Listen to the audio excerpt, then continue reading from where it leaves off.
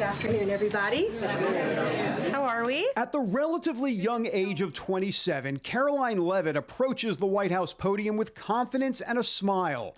Don't let her age fool you, though. She has proved to be unflappable, as those in the press room can attest. Have you ever paid a tariff? Because I have. I think it's insulting that you're trying to test my knowledge of economics and the decisions that this president has made. Her approach is no nonsense and fearless. How you doing? I'm doing well. You doing all right? Good, yeah. In our one-on-one sit-down, Leavitt tells me how she draws that strength immediately before each briefing.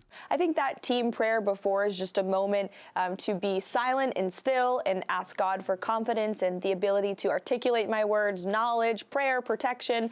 And it is a nice moment to reset. It's the last thing I do before I go out there, and then it just gives me the confidence to do a briefing. That confidence comes from a childhood filled with love from blue-collar parents growing up in New Hampshire. I think that value of hard work and determination and drive was instilled in me at a very young age just by watching my parents work so hard to earn a living. She adds how Catholic education instilled discipline and shaped who she is today. My faith is incredibly important to me. I would argue now more than ever, being in a role that is very demanding and at times controversial, and there's a lot of public pressure and discussion online about who you are and your family, and it could be difficult for someone who doesn't have faith, but with faith, all things are possible. Sports played a role as well.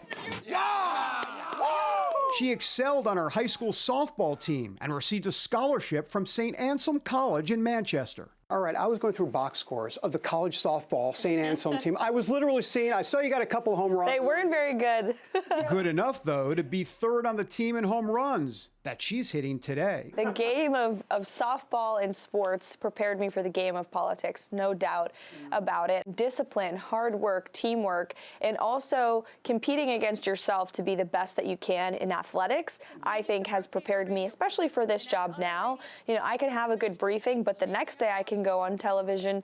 I have to perform again, right? So every day is a new game in this job. She wouldn't even be in her current job, however, without bumps along the way. I'm Karoline Leavitt, and I'm running for Congress. She ran for Congress in 2022 and lost the general election. Well, certainly God has a plan for everyone. I believe that firmly. So God knew what he was doing, I believe, and you just have to trust the process and trust that he's working in your life and stay grounded in your faith throughout the way. She leans on that faith inside the briefing room as questions come fast and furious from all directions. Is there any evidence on that he wasn't aware of it? You're a reporter. You should find out. When you call on reporters, are you already kind of gaming out in your head, oh, okay, I know where they're going to go today? Do you kind of think that through? Oftentimes the questions are predictable. Do you believe political journalism is dead in America today? I think there are true journalists out there that still exist. They are few and far between. I think many people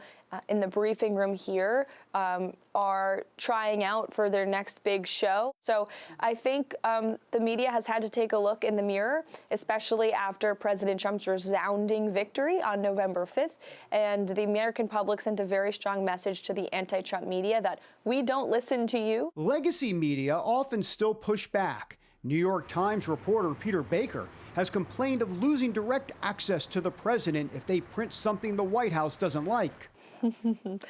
That is utter fallacy and completely ridiculous. We have expanded the pool to new voices, independent journalists, podcasters, social media content creators, while continuing to invite legacy media outlets like the one Peter Baker works for, the New York Times, are still in the briefing room, still have access to the press pool, and we are going to continue to move forward with this method. In the middle of these ongoing battles, this administration is also facing rogue judges that it sees as trying to stop the Trump agenda. Leavitt labels them part of the resistance movement. Absolutely. Almost every single one of them is a registered Democrat, has been involved in Democrat campaigns or causes, have donated to Democrat candidates. Some of them have even put their anti-Trump bias on social media. They have not been shy about their hatred for this president and his policies, and they are abusing their judicial power. She also sees a much larger fight taking place, the one between good and evil. I certainly believe in spiritual warfare, and I think I saw it firsthand, especially throughout the campaign trail with President Trump.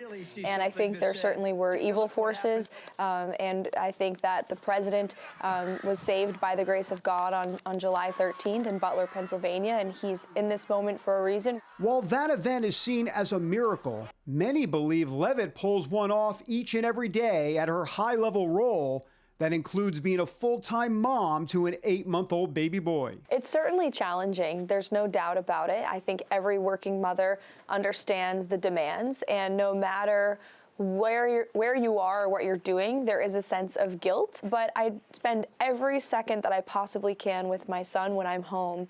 On weekends and evenings, I try to make it home for bedtime as much as I can throughout the week. Which doesn't leave too much time for sleep. I'm going 4 hours, and I think that's high. I think it's less. What's the over-under? What do you get in a night? Come on. Oh, man, it's a little bit over, actually. Oh, good. It's usually about 5 to 6 hours a night is what I'm doing, which is all we need.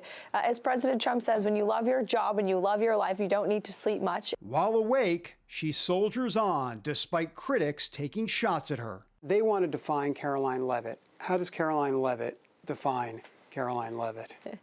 Oh, man, that's a very interesting question. What kind of tree would you like to be, Karoline? No.